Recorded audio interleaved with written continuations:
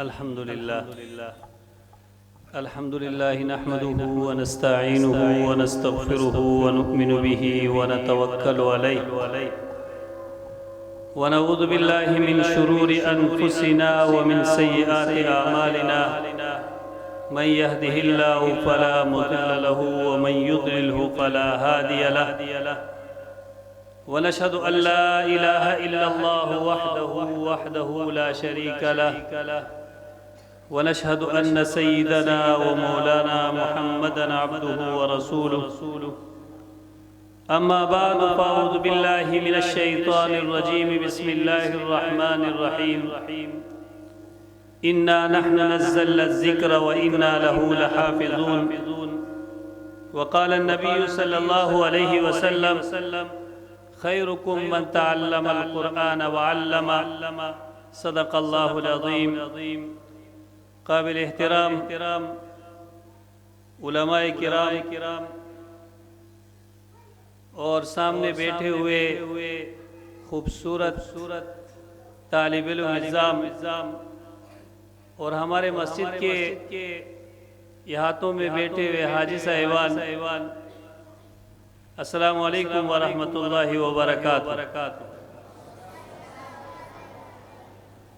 قابل احترام بزرگوں، مفتی صاحب نے کہا کہ کچھ بیان کرو، حالانکہ یہاں پر بہت بڑے بڑے علماء تشریف فرما ہے،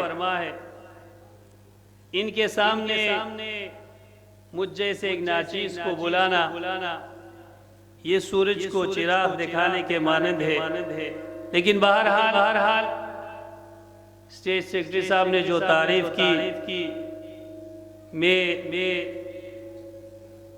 خود یہ کہتا ہوں کہ ہمارے ایک حضرت تھے، وہ فرمایا کرتے تھے کہ جو اسٹیٹ سیکرٹری نے ہماری تعریف کی اس کے ذرے کے بھی ہم حقدار نہیں، لیکن بہرحال یہ ایک عظیم مجلس ہے کہ قرآن کا مجلس ہے، اور قرآن کے مجلس کے بارے میں حضور سرور کائنات صلی اللہ علیہ وسلم نے جو ارشادات فرمائے ہیں کہ انسان جب ان کو سنتا ہے یا ان کو پڑھتا ہے تو ایسا لگتا ہے محترم دوستو کہ میں ہر جگہ میں جہاں پر قال اللہ قال الرسول کی درس ہو رہی ہو یا اس کی آواز آ رہی ہو، میں کسی طرح اپنے آپ کو وہاں پر پہنچاؤں اور اس خوشبو سے اپنے آپ کو معطر کروں، کیونکہ نبی علیہ السلام نے فرمایا کہ جہاں پر قال اللہ قال الرسول کی مجلس لگتی ہے اس کو فرشتے چاروں طرف سے گھیر لیتے ہیں، اللہ ان کے اوپر سکینہ نازل فرماتے ہیں، اور یہ فرشتے ایک دوسرے کے اوپر بیٹھ کر آسمان تک پہنچ جاتے ہیں۔ جب یہ مجلس ختم ہو جاتی ہے تو فرشتے اللہ کے پاس چلے جاتے ہیں، حالانکہ اللہ سب کچھ جاننے کے باوجود ان فرشتوں کے سامنے فخریہ انداز میں پوچھتے ہیں کہ میرے نورانی مخلوق کہاں سے آئے ہو؟ وہ کہتے ہیں کہ یا اللہ ہم فلان مسجد میں حسن گڑھی میں فلان مسجد میں آپ کے اور آپ کے رسول کی بات ہو رہی تھی، قال اللہ قال الرسول کی بات ہو رہی تھی، ختم القرآن تھا، وہاں پر ہم گئے تھے، وہاں پر آپ کی تعریف ہو رہی تھی، آپ کے رسول کی تعریف ہو رہی تھی، آپ کے قرآن کی تعلیم کے ختم کے بارے میں باتیں ہو رہی تھی، آپ کے کلام کے اختتام پر دعائیں ہو رہی تھی، آپ کا ذکر ہو رہا تھا، وہاں پر لوگ بیٹھے ہوئے تھے، یہ سن رہے تھے، تو اللہ تبارک و تعالیٰ پوچھتے ہیں کہ اے فرشتوں وہ کیا مانگ رہے تھے؟ کہتے ہیں کہ اللہ وہ جنت مانگ رہے تھے، کس چیز سے پناہ مانگ رہے تھے؟ کہتے ہیں یا اللہ جہنم سے اور دوزخ سے پناہ مانگ رہے تھے، تو فرماتے ہیں گواہ رہو، اے فرشتوں گواہ رہو، میں نے ان سب کو بخش دیا، معاف کر دیا اور جہنم سے ان کو آزاد کر دیا۔ محترمو، بظاہر تو مجھے اور آپ کو چھوٹا سا مجلس لگتا، لیکن ہمیں افسوس ہوتا ہے اس بات پر کہ اتنے بڑے مجلس ہے جہاں پر اللہ رب کائنات بخشش کے انبار لگاتے ہیں، دیکھتے نہیں ہیں کہ یہ آدمی ویسا ہی آیا ہے۔ حدیث میں آتا ہے نبی علیہ السلام فرماتے ہیں کہ ان فرشتوں میں سے ایک فرشتے پوچھے گا، یا اللہ یہ فلان آدمی جو آیا تھا نا، یہ تو اس مجلس میں بیٹھنے کے لیے نہیں آیا تھا بلکہ اپنے کسی کام سے آیا تھا۔ تو اللہ فرماتے ہیں میں جانتا ہوں، لیکن یہ مجلس اتنا بابرکت مجلس ہے کہ اس مجلس کی وجہ سے میں نے اس کو بھی معاف کر دیا۔ لیکن افسوس کیا ہے؟ افسوس یہ ہے کہ جب ایسے مجلس ہوتے ہیں تو ہمارے گاؤں والے پشتوں کی وہی پٹی نو رمضان دلتا دی کمرہ کی ناستو گنا پختو وہی ملک شان دی اخبا و املا ماتا ہوں آئے گے دما شمانو ہم پوش کمرہ کی ناستے برامدہ کی ناستے کلے کی دا مجلس شروع کی دن کوٹی دا دن کی کس طریقہ کی دا آواز زمان وقت کی نراز۔ لیکن محترم دا علماء مون بعد احسان دے، دا سنگھ احسان دے، یہ کیسا احسان ہے؟ یہ پورا سال قال اللہ قال الرسول پڑھاتے ہیں، ان کو ثواب ملتا ہے، یہ عوام کے اوپر احسان کرتے ہیں کہ آخری جو قرآن کا ختم والناس تک پہنچتا ہے تو یہ کہتے ہیں کہ ہمارے عوام بھائی بھی ہمارے اس سوال میں، ہمارے اس ثواب میں شامل ہو جائے۔ اس وجہ سے یہ پروگرامات رکھتے ہیں تاکہ انما الاعمال بالخواتیم، کہ اعمال کا دار و مدار خاتمے پر ہوتا ہے، اس خاتمے میں ہمارے مسلمان بھائی بھی ہمارے ساتھ شامل ہو جائے اور پورے سال جو ہم نے درس دیا ہے اس ثواب کا یہ بھی حقدار بنے۔ یہ تو علماء کا ہمارے اوپر احسان۔ محترمو، اللہ رب کائنات ہمیں ان مجلسوں کو سمجھنے کی توفیق عطا فرمائے اور اس میں شامل ہونے کی توفیق عطا فرمائے۔ میرا موضوع تو یہ نہیں تھا لیکن مجلس کے بارے میں بات کیا۔ میں صرف دو باتیں عرض کرنا چاہتا ہوں، تھوڑا توجہ چاہوں گا کہ مدرسوں کی بنیاد، یہ مدرسے کیوں ضروری ہے اور اس کی بنیاد کس وجہ سے رکھا گیا ہے۔ یہ ہم تو کہتے ہیں یار قاری صاحب تا لگا ہوا سکتا ہوا نہ پلار تا پوس کئی، نہ مور تا پوس کئی، نہ روڈ تا پوس کئی، بل یو خبر ہے قوم خفکی گی نو کلے کی سکول تا سہر دے موسنا نیمہ گھنٹا مخ کی دا مور پاسی اغزوی تیار کئی، بوٹان صفا کئی، کپڑا پریس کئی، ہر سے شے برابر کئی اور اغل پارا خیستہ ناشتہ تیار کئی، لیکن اغا کلے کی لگئی خیستہ گاڑی کی بھی روان کئی، لیکن کلے مدرسے تزیزویا دا صفا جامع پری دا پپا خیرن جامع کے لاشا پا جمعہ دا بل جامع واچا۔ یہ میرے اور آپ کے اس قرآن کو دیا ہوا اہمیت ہے، لیکن محترم سنو، ان مدرسوں کی بنیاد کہاں سے شروع ہوا؟ ہم تو اصل بنیاد پر نہیں جائیں گے، لیکن میں آپ کو نزدیک کا واقعہ جو بر صغیر میں پیش آیا وہ واقعہ میں آپ کو بتاتا۔ جب بر صغیر میں دو مکاتبی فکر کے لوگ رہتے تھے، ایک تھا پڑھنے اور پڑھانے والے اور دوسرے تھے خانقائی نظام جو تصوف کہا جاتا ہے، تزکیہ نفس جہاں پر کیا جاتا ہے۔ ایک یہ نظام تھا اور ایک تھا پڑھنے پڑھانے کا نظام۔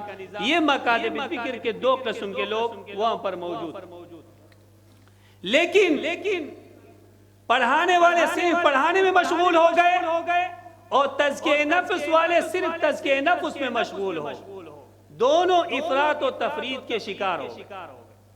کیونکہ یاد رکھنا جب تک تصوف کے ساتھ علم نہ ہوگا وہ بھی فتنہ کا ذریعہ بنے گا، اگر علم کے ساتھ تصوف نہ ہوگا وہ بھی فتنہ کا ذریعہ بنے گا، لہٰذا ادھر افراط و تفرید کے شکار ہو۔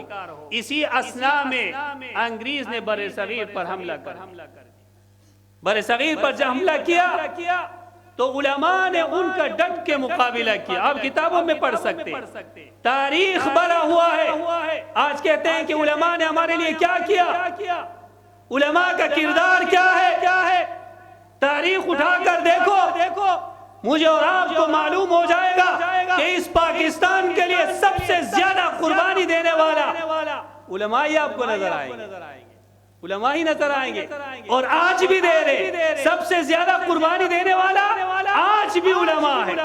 تو کہتے ہیں کہ انگریزوں کے خلاف جہاد شروع ہو گئی تنابون سے جب جہاد شروع ہوا تو شمالی تک، تنابون سے شمالی تک علماء نے اس علاقے کو قبضہ کر لیا، اور شمالی میں پہنچ کے کچھ اسباب ایسے بن گئے کہ جہاد وہاں پر رک گیا، اور مسلمانوں نے یہ تنابون سے یہ شمالی تک جو علاقہ تھا، علماء نے اس میں شریعت نافذ کر دیا، اسلامی قانون نافذ کر دیا۔ تاریخ میں لکھا ہوا مکمل اسلامی قانون، لیکن علماء نے یہ سوچا کہ یہ کمبخت تو آ گئے ہیں اور یہ مسلمانوں کا ازلی دشمن ہے، یہ مسلمان کے کسی چیز کو بھی نہیں چھوڑیں گے، تو علماء نے دفاعی جہاد کو ترجیح دیا، کہا اس چیز کا دفاع کریں گے، کیونکہ ہمارے پاس اللہ کا کلام ہے، محمد مصطفیٰ صلی اللہ علیہ وسلم کے احادیث ہمارے پاس موجود ہے، لہذا ایسا نہ ہو کہ یہ کمبخت آ کر ان تمام چیزوں کو ختم کر دے۔ تو ان لوگوں نے دفاعی طور پر وہاں پر سب سے پہلے مدرسے کا بنیاد رکھا، اس کو کہا جاتا ہے دیوبند کی بنیاد رکھی۔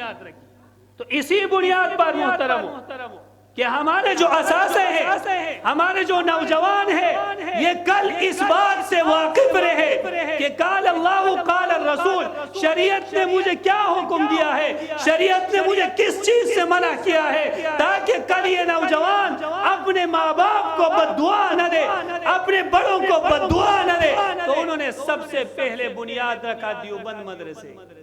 مفتی شفیع عثمانی صاحب رحمت اللہ علیہ رحمت واسعہ اپنے کتاب میں لکھتے ہیں کہ میں نے دیوبند کا وہ وقت بھی دیکھا کہ شیخ الحدیث سے لے کر چوکیدار تک سارے کے سارے ولی اللہ اندر قال اللہ قال الرسول بھی پڑھایا جاتا تھا اور تزکیہ نفس بھی کیا جاتا۔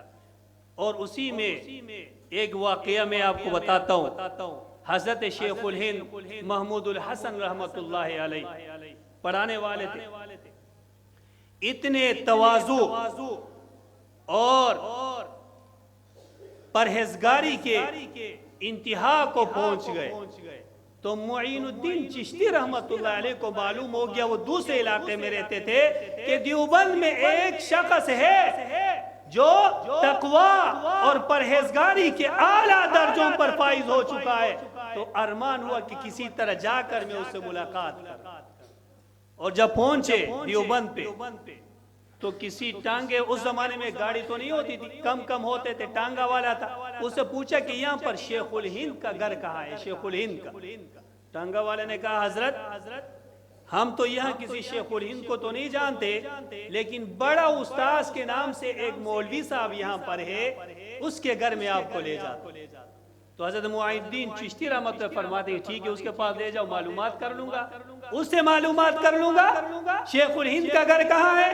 کہتا ہے جب معین الدین چشتی رحمت اللہ علیہ حضرت شیخ الہند محمود الحسن رحمت اللہ علیہ کے دروازے پر پہنچے، کٹکھٹایا، جب کٹکھٹایا تو اندر سے ایک بنیان پہنا ہوا اور ایک لنگی باندھا ہوا ایک آدمی باہر نکلا، سلام کیا، ملے اور کہا کہ حضرت کیا خدمت کروں؟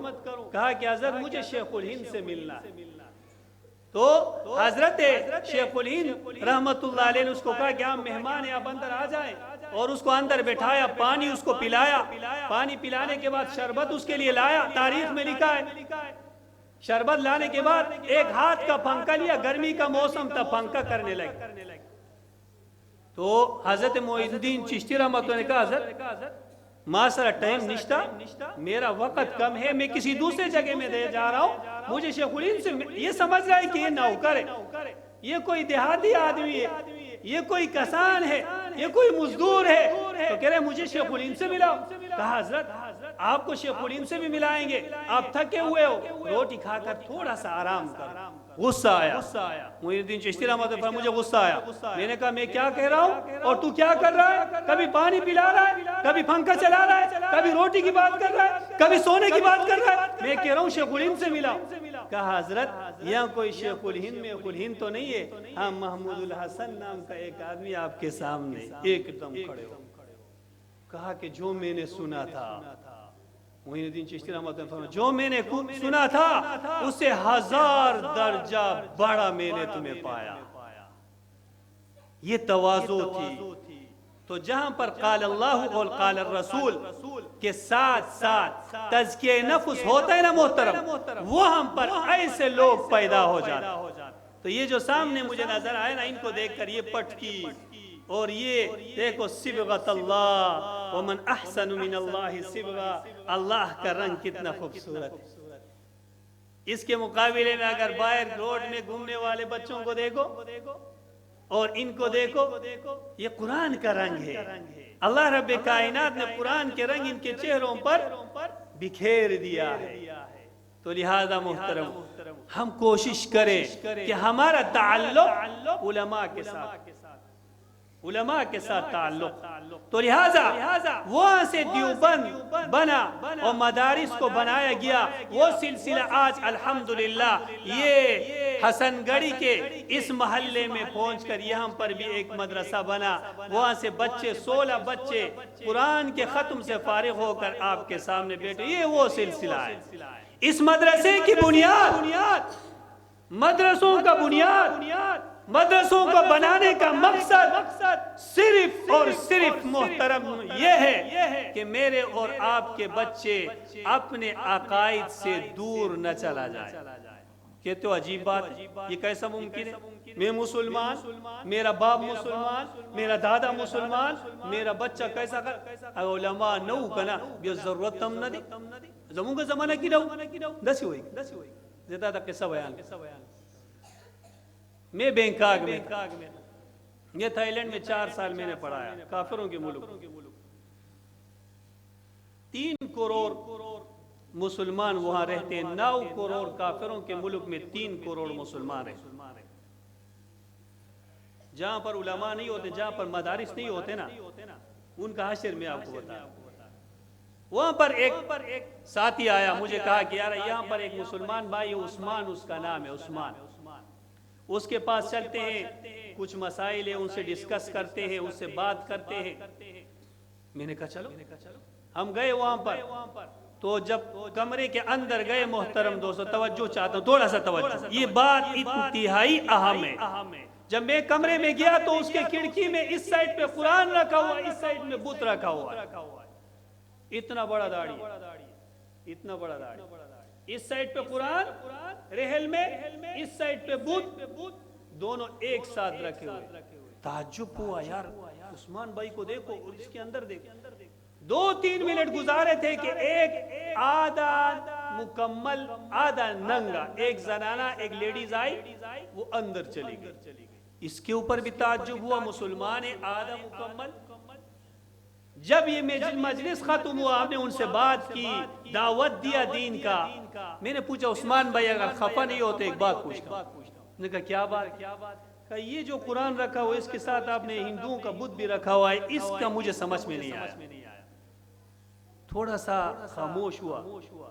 مجھے کہا کہ مفتی صاحب میں مسلمان، میری بیوی ہندو ہے. میں مسلمان ہوں، میری بیوی ہندو ہے. صبح اٹھ کر میں اپنا قرآن پڑھتا ہوں، میری بیوی اپنے بت کے سامنے پوجا کرتی ہے. میں نے کہا کتنا سال ہو گیا؟ کہا کہ ہمارے شادی کا 21 سال ہو گیا. اور میں نے کہا کہ جو بچے اندر چلی گئی یہ کون ہے؟ کہتے یہ میری سب سے بڑی بیٹی ہے. اب آپ بتاؤ، ایک مسلمان کا ہندو سے نکاح ہو سکتی؟ مسلمان کا ہندو سے نکاح نہیں ہو سکتی. میں نے اس کو کہا عثمان بھائی آپ کا تو نکاح ہوا ہی نہیں ہے، یہ جو اولاد پیدا ہو رہے یہ تو کیا بن رہے ہیں؟ یہ تو ناجائز اولاد ہو. اس نے کہا یار مفتی صاحب عجیب بات کرتے ہو، ہمارے ادھر تو سب کچھ ہوتا ہے. میں نے کہا کہ دیکھو بھائی، جہاں پر علماء نہ ہو، جہاں پر مدارس نہ ہو، جہاں پر سمجھانے والا نہ ہو، جہاں پر میرے اور آپ کے بچوں کو عقیدے کے بارے میں معلومات بتانے والا نہ ہو، اور قال اللہ قال الرسول کو پڑھانے والا نہ ہو، تو وہ ہم پر مستقبل کا انجام یہ ہے کہ اس کو اتنا پتہ نہیں ہے کہ مسلمان کا نکاح کا ہندو سے نہیں ہو سکتا۔ اسی لیے علماء ضرور، باقی علماء یہ تو نہیں۔ الحمدللہ حدیث میں جو آتا ہے، عبد الرحمن بن حفان کے بارے میں ایک واقعہ لکھا، بڑا بزرگ گزرا ہے عبد الرحمن بن حفان۔ اس کا باپ قبر کھودنے والا تھا، قبر بنانے والا تھا۔ قبرونہ جوڑائی کا نام شہر کی جوڑی کی زمون کا علاقہ کی خدا شہرونہ نشتا، حالتا ماشاءاللہ دیرہ دے غٹ پخپل عزیبہ قبرونہ زان لپارا پخپل جوڑائی، لیکن دا شہرونہ کی دے قبرستان کی او سڑے رے اگا قبر جوڑتے اگلا پیسہ ورکے اگا قبر جوڑے۔ تا عبد الرحمن بن حفان دا دے پلار دا کار کول، کلے کی پلار وفات شو کلی والا را لے گوئے کہ ستا پلار زمونگا دیر خدمت کڑے دے او تاسو دا ڈیوٹی مونگا تا حوالہ کوئی ٹھیک دے اگوئی تا حوالہ شو دینا تپوس کئی دے عبد الرحمن بن حفان کلے کی بزرگ شو کنا سڑے دینا تپوس کئی الے کا استا خاندان خداو اور تاسو آغا پیشا پریو کو دو اور دلتا دمرا بزرگی دمرا حتی سنگل اسی دے لی دے اگا دیتا بیان کئی کوئی دسی چلو شو کہ کلے کی زدہ کار شروع کو یو لس پنزل لس کال نپس یو بڑے مور رالے مالا پیسہ مجھے پیسہ دے دیا اور مجھے کہا کہ ایک نوجوان وفات ہوا ہے اس کے لئے قبر بنا دو۔ میں نے کہا ٹھیک، قبر بنایا، جنازہ لایا گیا، جنازہ پڑھایا گیا اور میں نے اس جنازے کو قبر میں اتارا، اس کے اوپر پتھر رکھنے لگے۔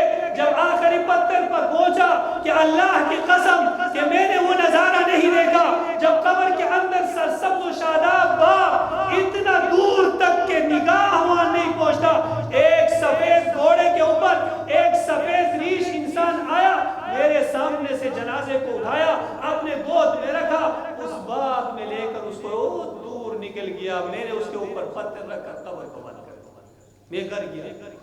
میں نے سوچا عجیب بات ہے، 15 سال تک میں نے یہ نظارہ نہیں دیکھا، یہ آج کیا ہوا؟ کہتے ہیں 4-5 مہینے کے بعد وہی بوڑھی ماں واپس آئی اور مجھے کہا بیٹا نوجوان وفات شوید ہے اغلا پارا قبر ضرور ٹھیک نہیں، پیسہ مجھے دیا، میں چلا گیا، قبر کھولا، کھودنے کے بعد جنازہ لایا گیا، ایک اور خوبصورت نوجوان، اس کو دفنانے کے لیے جنازہ پڑھایا گیا۔ جب قبر میں نیچے اتارا، میں اوپر پتھر رکھ رہا تھا، جب آخری پتھر پہ پہنچا وہی 4 مہینہ پہلے والا نظارہ، اندر خوبصورت باغ، وہی آدمی آیا، میرے سامنے سے جنازے کو اٹھایا، اپنے گود میں اٹھایا اور چلا گیا۔ میں نے قبر جلدی سے بند کی، اس ماں کے پیچھے گیا، میں نے کہا ماں جی رک جاؤ۔ میں نے کہا کیا ہوا؟ کہا ماں جی ایک سوال کرتا ہوں، یہ جو آج میں نے دفنایا، 4 مہینے پہلے جو میں نے دفنایا، یہ کون ہے؟ یہ کیسے لوگ ہیں؟ یہ کون سے ولی اللہ لوگ ہیں؟ کون سے ذکر و اذکار کرتے؟ اس نے کہا کیا ہوا؟ کہا کہ جو پہلے نوجوان کو دفنایا 15 سال تک میں نے یہ قبر کھودا، میں نے ایسا نظارہ نہیں دیکھا۔ اس نوجوان کو دفنانے کے بعد جو نظارہ دیکھا، کہ کیا دیکھا بیٹا؟ کہ میں نے دیکھا کہ اندر خوبصورت سرسبز و شاداب باغ اور ایک خوبصورت گھوڑے میں خوبصورت نوجوان آ کر اس جنازے کو اٹھا کر لے گیا اور دوسرے نوجوان کو دفنایا، وہی نظارہ میں نے دیکھا۔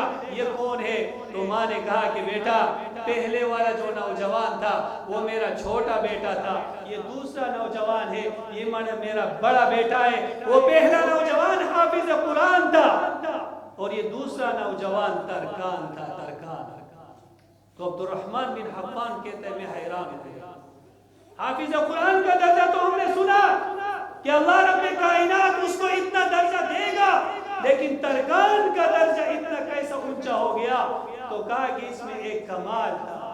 یہ ترکان اپنے چھوٹے بھائی کو کہتا تھا کہ میرے جان تو قال اللہ قال الرسول کا کام کرتا رہے، تجھے مزدوری کرنے کی ضرورت نہیں، میں تیرے گھر کے ہر کام پورا کروں گا، ہر ضروریت پورا کروں گا، تو صرف اپنا علم حاصل کر، مسجد میں جا کر بیان کر، لوگوں کو واعظ و نصیحت کر۔ تو اس وجہ سے اللہ رب کائنات نے اس کو بھی یہ مقام عطا فرمایا۔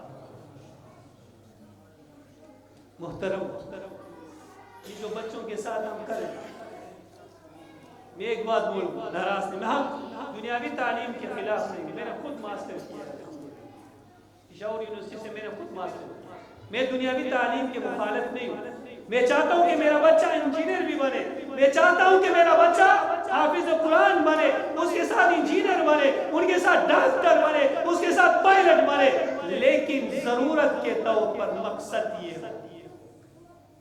یہ ہو یہ قرآن۔ آج افسوس یہ ہے کہ سکول لموگا پرنزے اشپک گھنٹہ ورکو، لیکن یو قاری صاحب بیچارہ در تراشی نیمہ گھنٹہ نہ پس ٹیلیفون رازی قاری صاحب تا اگر تا ہوئے قاری سے زمازوی ٹیویشن ٹائم شو دا لیک چھوٹی کا ودیر لیک چھوٹی کا ودیر، ہم نے قرآن کو صرف آدھا گھنٹہ دے دیا، صرف آدھا گھنٹہ قرآن کو، اور بات ٹھیک ہے یہ بھی کافی ہے، ہم اس سے بھی خوش ہو جاتے ہیں، علماء اس سے بھی ناراض نہیں ہوتے، اس سے بھی خوش ہو جاتے ہیں، کیونکہ کم سے کم آدھا گھنٹہ تو قرآن پڑھ رہا ہے۔ لیکن یہ قرآن اتنا بڑا کتاب ہے، اگر ہم اس سکول کے پورا ٹائم نہیں دے سکتے تو کم سے کم 1-2 گھنٹہ ہم قاری صاحب کو دے رہے، تاکہ آپ کا بچہ اچھی طریقے سے قرآن پورا کر سکے۔ اور یہ جو کالج کے بچے ہوتے ہیں نا یا سکول کے بچے ہوتے ہیں، اسلام آباد میں ایک واقعہ پیش آیا، یہ اپنے